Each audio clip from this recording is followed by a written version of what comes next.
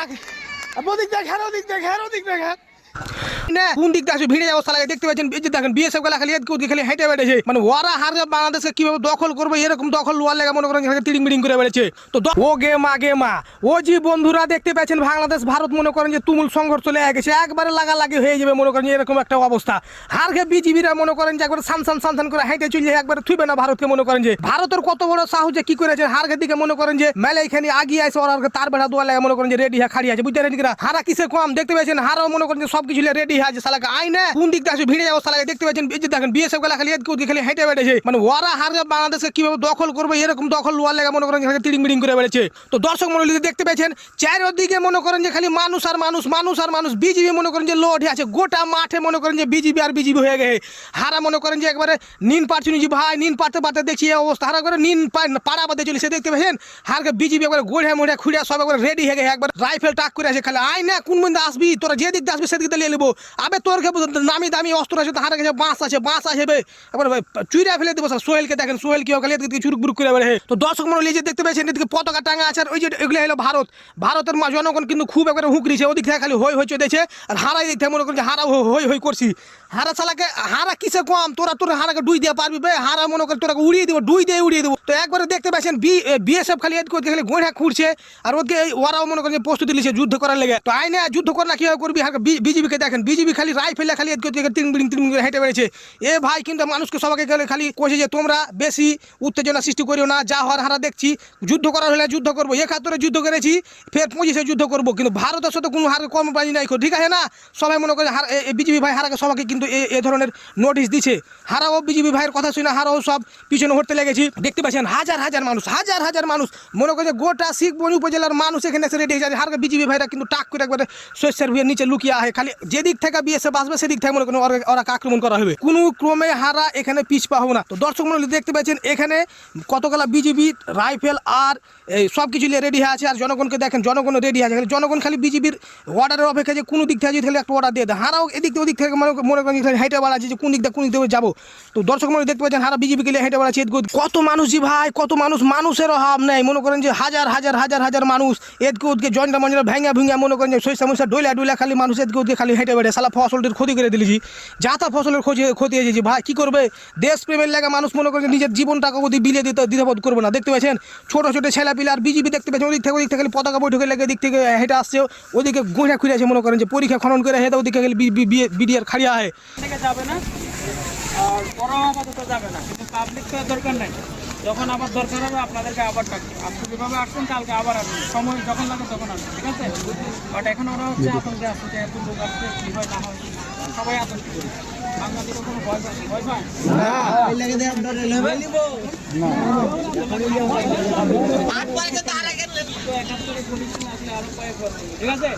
এই বিজিবি ভাই মনে করেন যে হানাকে সবাইকে মনে করেন যে একটা অনুপ্রেরণা দিলে যে আপনারা সবাই রেডি হয়ে থাকেন কখন যদি অর্ডার হয়ে যায় মনে করেন সব ঝাঁপিয়ে পড়ে যেতে হবে তো হারকে বাংলাদেশের জনগণ সব মনে করেন যে একবারে রেডি হয়ে আছি হারা এদিকে খালি হাঁটাহাঁটি খুঁজি খালি মাঝে পাইচারি করছি ভারতের লোক ওদিক থেকে হুড়কি মারছে তো হারাও মনে করেন যে খালি এদিক থেকে দুই ছাড়ছি হুড়কি মারছি কত লোক দেখলেন শস্যের ভুয়ে উঠে গেছে ওই যে ভারতের মনে করেন যে বর্ডার ওইটা ওই যে ভারতের লোকজন মনে করেন যে ওদিকে সবাই খাড়িয়ে আছে খালি ওই সালারাও খালি ওদিকে দুই ছাড়ছে হয়ে হাল্লা শুরু করে দেয় হারকে বিজিবি ভাইরা সবাই মনে করেন যে এখানে বিভিন্ন জায়গাতে ওরা রেডি প্রস্তুতি হয়ে বসে আছে সবাই তো দর্শক মন্ডলী পরিস্থিতি বিবেচনা করে বিজিবিরা হারাকে মনে করেন যে সান্ত্বনা দিয়ে হারা কইছে আপনারা সবাই বাড়ি চলে যান আর যে কোনো সময় যদি ডাক আসে তো আপনারা সবাই যুদ্ধের লেগে ঝাঁপিয়ে পড়ে যাবেন তো বিজিবি ভাইরা সবাই কইছে হারা থাকছি আপনারা সবাই চলে যান মাগরিব আনতে দিলে তো ওদিকে বিএসএফ হাঁটাহাঁটি করছে হারাই দিকে সবাই মনে করেন যে বাড়ির দিকে যাওয়ার লাগে হাঁটাহাঁটি শুরু করে দেয় তো ভারতকে মনে করেন যে এটা বুঝতে হবে যে ওরা একটু কাতে হারা বাংলাদেশকে যে কি মনে করে আল্লাহ পাকে জানে হারাকে মনে করছে মানুষই করে না দেশই মনে করে না যে কোনো সময় তুচ্ছতা ছিল করে এটা ওটা করে হিট করে কথা কইবে হারা কি বাংলাদেশের মানুষ এটাকে সহজে মেনে লিব যে ভাই মেনে লিব না হারা কিসে কম মনে করেন যে ওরা দেশ বড় হয়েছে দেখিয়েছে হারকে মনে করেন যে মনের একটা একতা আছে শক্তি আছে দর্শক মন্ডলী ভিডিও মনে করেন যে এখান থেকে হারা শেষ বন্ধুরা আপনারা দেখতে পাচ্ছেন এই যে এখানে গর্ত করা হচ্ছে আর ওই পাশে দেখতে পাচ্ছেন ইন্ডিয়ার লোকজনও দাঁড়িয়ে আছে তারা যে আমাদের দিকে তার বেড়া দিয়ে আর কি দখল নিতে চাচ্ছে তো আমাদের বাংলাদেশের মানুষও কি ওদেরকে ছেড়ে দিবে নাকি এই যে দেখতে পাচ্ছেন আমাদের বিজিবি ভাইয়েরা এখানে মোতায়েন আছে অনেক জনগণ আছে তাদেরকে বুঝিয়ে বলছে যে আপনারা দূরে যান এখানে বিশৃঙ্খলা সৃষ্টি করিয়েন না অনেক জনগণ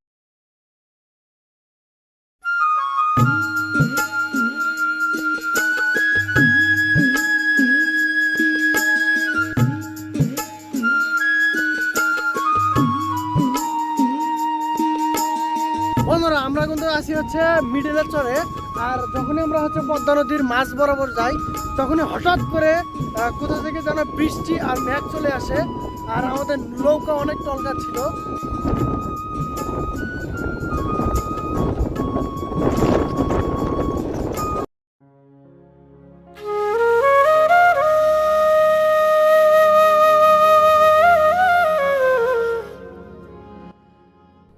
ভরা মৌসুমে জল থই থই করছে পদ্মা নদীতে। এই পদ্মা নদীর মাঝখানে ভেসে ওঠা একটি দুর্গম চর, যার নাম মিডিলের চর। মিডিলের চরে বসবাস করে প্রায় 200 থেকে 500 পরিবার। তাই তো সবাইকে সাথে নিয়ে ঘুরে দেখতে বেরিয়ে পড়েছি এই মিডিলের চরে। এই মিডিলের চরে এসে ভয়ঙ্কর এক ঝড়ের কবলে পড়ে যাই আমরা আজিজুল ভাই সহ। এই মিডিলের চরে তিক্ত একটি অভিজ্ঞতা শেয়ার হয় আমাদের, সেটা শেয়ার করতে যাচ্ছি আপনাদের সাথে। তাই তো এই মিডিলের চরে যেতে হলে আপনাকে পাড়ি দিতে হবে পদ্মা নদী।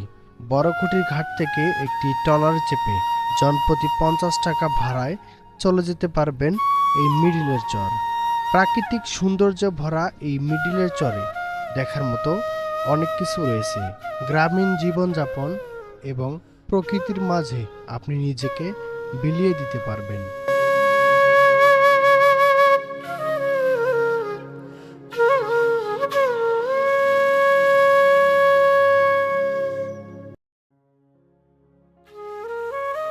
এই চরে দিনের পর দিন থাকেন, এটার কারণটা কি বলেন তো? কি করবো ভাই, আমার তার উপরে তো কোনো আমার জায়গার কোনো জায়গার কোনো জায়গা জমি নাই। আমার কোনো আত্মসহায়ক মানে হয়তো ধনমালাও বেশি নাই যে আমি ওই জায়গায় উপদেশে যে আমি আটকাবো, উপদেশে আমি যা দাঁড়াবো, সে প্রচন্ড তো আমার কাছে নাই। কারণ গরিব মানুষ এখন চরের মধ্যে আছে, এখন চরের মধ্যে এখন থাকতে হবে, গরম হলে থাকতে হবে, পানি হলে থাকতে হবে, বৃষ্টি হলে থাকতে হবে, যাই হোক থাকতে হবে, বুদ্ধি তো নাই। আচ্ছা, এই থাকার মধ্যে কি কোনো ভালো লাগা আছে বা ভাল লাগে না খালি কষ্ট? কষ্ট তো গরিবের তো কষ্ট সবসময়ের জন্য, আমাদের কষ্ট সবসময়ের জন্য। একটা ধরেন যে একটা বাইচান্স একটা ডেলিভারি হয়, শহরে যেতে হলে খুব পরিশ্রম করতে হয়, মানে যাতে লেগে হয়তো মারা যায়। মানে এক কথা যে এখান থেকে নদীতে পার হইতে গেলে একটা গাড়ি নাই যে ফটকা তুলবা তুলি চলে যাবো, তখন না অন্য কখন ঘুরতে গেলে বহু ঝামেলা। তো এই হচ্ছে ব্যাপার যে আমাদের যোগাযোগও খারাপ, এখন রাস্তাঘাট নাই, চলাফেরা নাই, এখন এর ভিতরে থাকতে হবে, তাছাড়া কোনো আমাদের বুদ্ধি নেই। ভালো লাগলেও থাকতে হবে, খারাপ লাগলেও থাকতে হবে।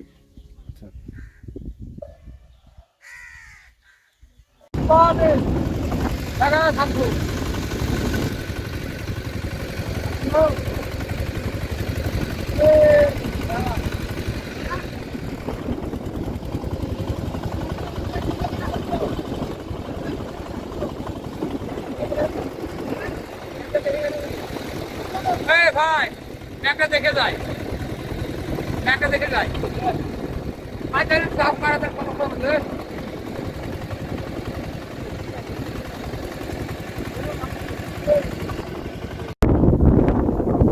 বন্ধুরা দেখেন, হঠাৎ করে আকাশের অবস্থা অনেক খারাপ হয়েছে আর নদী তো অনেক উত্তাল, যে কারণে আমরা মাছ নদী আসলাম।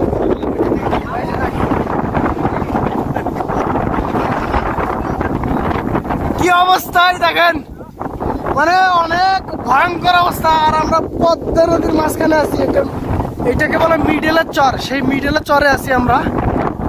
আর অনেক অবস্থা খারাপ এই দিকের, সবাই দৌড়াচ্ছে, ওই যে সামনে দেখেন সবাই দৌড়াচ্ছে। প্রচন্ড বাতাস আর মেঘ আর বৃষ্টি, সেই রকম বৃষ্টি শুরু হয়ে গেছে, এখানে দাঁড়ানো যাচ্ছে না, আকাশ যেভাবে চিলকাচ্ছে, অনেক ভয়ঙ্কর অবস্থা। হঠাৎ করে বৃষ্টি নামছে। চরখানপুর থেকে ব্যাক করার সময় আমরা রাজশাহী, ওই যে আমার নদী রাজশাহী শহর, সেই রাজশাহী শহরে মানে ধরতে গেলে আমরা কাছাকাছি চলে গেছি। ওইখানে যায় নদী অনেক উত্তাল হয়ে যায়, যে কারণে প্রচণ্ড বৃষ্টি শুরু হয় আর আমরা ওইখান থেকে পিছু হাঁটতে বাধ্য হই। এই যে দেখেন মিডিলের চরে আছি, কি অবস্থা, যে জোরে দেওয়া চিলকাচ্ছে, মানে কি বলবো, এরকম ভাবে কোনোদিন বিপদে পড়িনি, ফার্স্ট আজকেই সেই বিপদে পড়লাম।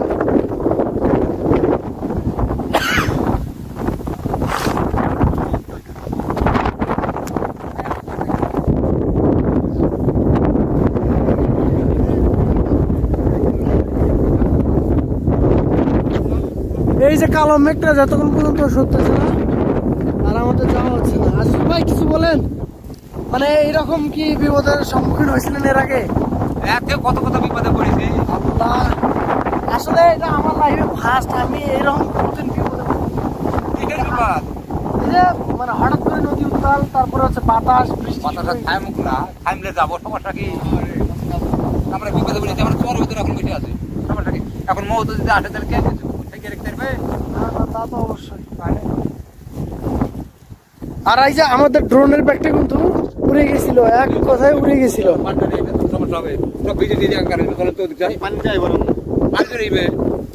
মাইন ভাই, একটু কিন্তু আপনার ড্রোনের ব্যাগ উড়ে গেছিল। আজিজুল ভাই হচ্ছে আমারটা, আমি তো হচ্ছে আপনারটা। কেন আমারটা তো কাপড় চোপড় আছে, কিছু নাই, দুটো পাওয়ার ব্যাংক। আর আপনার তো মানে লাখ টাকা দামি ড্রোন, যদি যাইতো তাহলে কি হইতো? আর আমি ড্রোন তো দূরের কথা, আমরা যে নদীতে উঠছিলাম, হ্যাঁ। যদি মাঝামাঝি যাওয়ার অবস্থা যদি এরকম হইতো তাহলে কি অবস্থা হইতো? তাহলে তো নৌকা পুরো উল্টাই দিত। আল্লাহ বাঁচাইছে। দেখেন কিভাবে আল্লাহ নৌকার উল্টায় না, কিন্তু আমি তো ম্যাকটা দেখিতাম, বলছি যে এটা থামি যাবো, তাই বলে আমি ঘুরাচ্ছি। আমি রাজশাহীর ওইদিকে দেখছেন কি রকম বাতাস, বাতাসের মানে শব্দটাই অন্যরকম। গাঙের আর ম্যাঘগুলো কত জোরে জোরে সরতেছে এখান থেকে।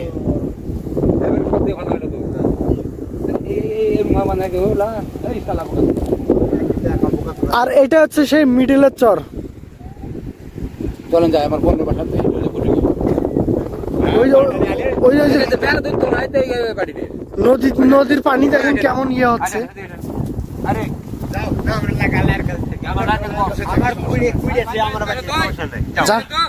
আমার যাবেন না? এরকম দু চার ছড় হয়ে গেল, কোনো যায় আসে না। তাই নাকি? চলেন চলেন চলেন চলেন চলেন চলেন। ধরেন একটা ব্যাগ ধরেন। এই মিয়া, আমি আর কোনো